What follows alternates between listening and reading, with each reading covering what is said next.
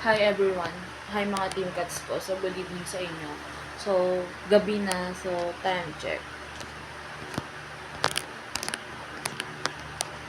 I think it's na 9 o'clock already. So, I will to speak to all to kung ano ba talaga nangyari sa akin. Kasi marami nagtatanong sa inyo, ba't di ako masyado nagpo-post.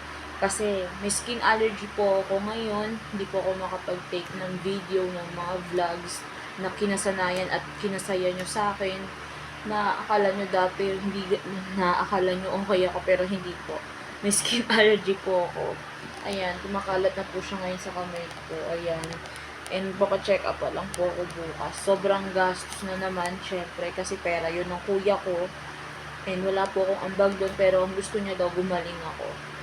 Thank you kay Lord kasi buhay pa rin ako. This is my second life. Para i-save niya ako and sagipin niya yung buhay ko. And ayan din na nangyari sa akin. Nagkaroon ako ng skin allergy. Maputla to kaninang umaga. Mga 6 a.m. So, nagkaganito na ako pag gising ko. Kasi nandun ako sa bahay ng kuya ko sa Lesa. And ngayon, kumalat na siya sa mukha ko. Yung skin allergy ko. So, may nakain siguro kung sensitive yung katawan ko sa ayaw kasi ng katawan ko nang hindi ako kumakain. So, lahat kinakain ko kahit isda, malansa. And ngayon, napapacheck up ako bukas. And ayun, matutulog na ako. Ready to sleep na ang person kasi maaga pa. Naabala ko rin yung trabaho ng kapatid ko na dapat di naman talaga. Sa mga bashers ko dyan, baka sabihin nyo na naman, eme-eme lang to. Totoo yan, tingnan nyo, namumutla na, yan, diba? Kala nyo, biro-biro lang yung skin allergy, pero di nyo alam, masakit at mahapdi. Hindi ko alam at ako nagkaganito, wala rin akong idea. Siguro may nakain ako na ayaw ng katawan ko, which is siguro yung isda. Kaya iwas ako sa lansa, kaya magpapagulay ako bukas. And sobrang sakit. And life updated, di po ako makakapasok bukas.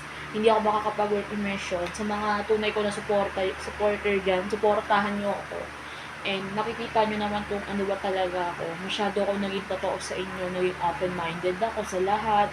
Sobrang totoo ako sa inyo, never ako nagsinungaling. Eto na ako, nasa harapan nyo, may skin allergy, pero gising pa din.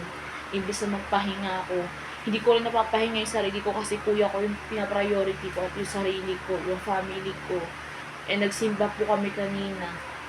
Nagulat din yung pastor namin kasi may ganito daw ako. Ano daw nangyari sa akin? Sabi ko, skin allergy. Kaya sa mga bashers ko yun, manahimik kayo. Tanong-tanong muna bago manghusga. And salamat sa mga nagmamahal sa akin. Mahal na mahal ko kayo. Lalo ka na Pia, I love you son. And Sofia, sa aking girlfriend. Este, sa aking kaibigan. Mahal na mahal ko kayo. Pasensya na kasi di nyo makikita sa school. Sa mga Gershanos dyan. Sa mga batang pantalyo dyan. Shoutout sa inyo, grade 11 or grade 12. Shoutout na sa inyo lahat. Sa mga nambubuli sa akin, wala na akong pakialam sa inyo. Mambuli kayo ng mambuli, basta huwag nyo ng ano yung pagkatao ko. Shoutout din sa'yo, Adrian Panyalba. Lalo na sa'yo. Dahil ikaw yung kupal na boyfriend ko dati. Na sobrang kupal talaga. May sakit na ako lahat at ginagago mo pa rin ako. Hindi ko rin na-expect na magkikita tayo sa school. Pero nandyan ka, nagpaparamdam ka sa akin. And hindi ko alam kung sinasadya mo yung pang-aasar mo sa akin or biro lang yun for you. Pero para sa akin, hindi. Kasi nakakasakit ka na ng damdamin. Shoutout sa'yo, Adrian Canyalba. Kung napapanood mo, kung makinig ka sa akin, kupal ka. Advice ko lang sa'yo, magbago ka na bro. 2025 na, iwanan mo yung pagiging gangsta mo, tsaka pagiging maldito mo. Shoutout na lang sa'yo. And galingan mo sa study mo, sana makagraduate ka. And congrats advance sa lahat. Sa grade 12, sa Gershanos, congrats sa atin. And sa mga kaklase ko na patuloy akong sinusuportahan. Actually, sa aking advisor, kay Ma'am Shelly, shoutout sa Ma'am Shelly. We love you so much. And thank you sa lahat ng sakripisyo. Mahal na mahal ko kayo. Hindi ko kayo kinakalimutan. Kung minsan nakikita nyo, hindi ko ka pinapansin, ibig sabihin busy ako sa immersion ko. Kasi no graduation, no immersion, sabi sa akin ni Sir Rafi. Shoutout din Sir Rafi Ramoka sa aking guro na sobrang gwapo. Kahit na ilang ilang araw na siya nasa school.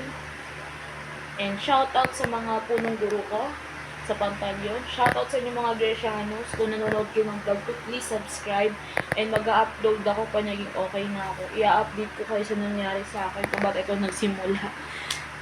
Sobrang kapi niya, pero bawal ko daw kamutin kasi baka lalo lumala. So, ayun, ito ako, wala akong makeup. Di ako masyadong maganda.